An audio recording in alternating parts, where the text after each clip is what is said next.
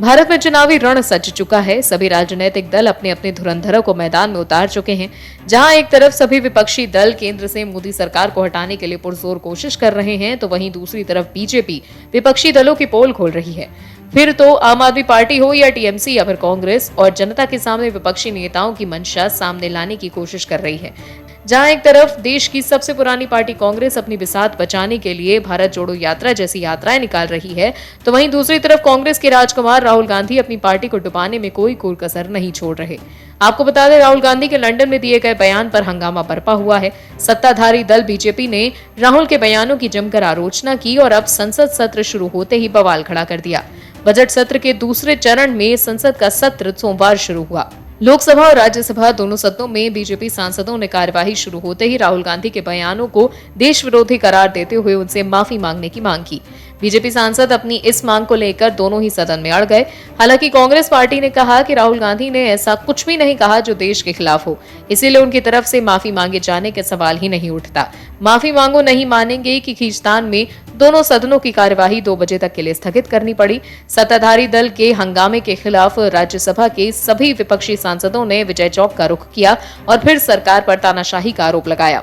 ऐसे में सवाल उठता है कि क्या राहुल गांधी ने सच में कुछ गलत कह दिया जो उन्हें नहीं कहना चाहिए था। ये सवाल खास तौर पर इसीलिए ज्यादा महत्वपूर्ण हो गया क्योंकि गौतम अडानी की ग्रुप कंपनियों पर हिंडनबर्ग रिपोर्ट में से जो सरकार विपक्ष के हमले झेल रही थी, उसी को अब राहुल गांधी ने जोरदार हथियार सौंप दिया है। आपको बता दें, राहुल गांधी पिछले हफ्ते लंदन दौरे पर थे। उन्हें कैम्ब्रिज लेक्चरर का निमंत्रण मिला था। राहुल गांधी ने वहां कैम्ब्रिज लेक्चर से इतर एक मीडिया इंटरैक्शन में कहा कि भारत में लोकतंत्र की हत्या हो चुकी है।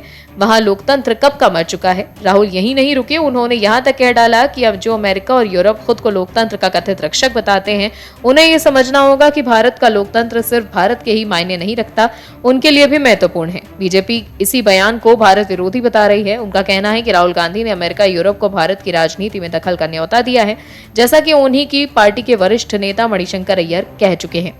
अय्यर ने पाकिस्तान में कहा था कि भारत में सरकार बदलकर कांग्रेस को सत्ता दिलाने में उसे यानी पाकिस्तान को मदद करनी चाहिए। बीजेपी राहुल के लंदन दौरे को कांग्रेस के भारत विरोधी अभियान का पार्ट 2 बताया जा रहा है। प्रधानमंत्री नरेंद्र मोदी ने भी राहुल गांधी के लंदन वाले बयानों की तीखी प्रतिक्रिया व्यक्त की है।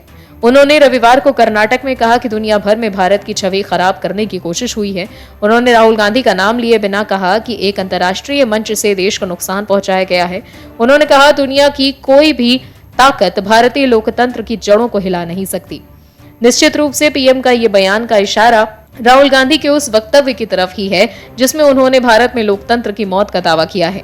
बहरहाल इस वर्ष राजस्थान, छत्तीसगढ़, कर्नाटक और तेलंगाना में विधानसभा चुनाव होने हैं। देखना होगा कि वहां से चुनावों पर राहुल गांधी के लंदन वाले बयानों का क्या असर होता है।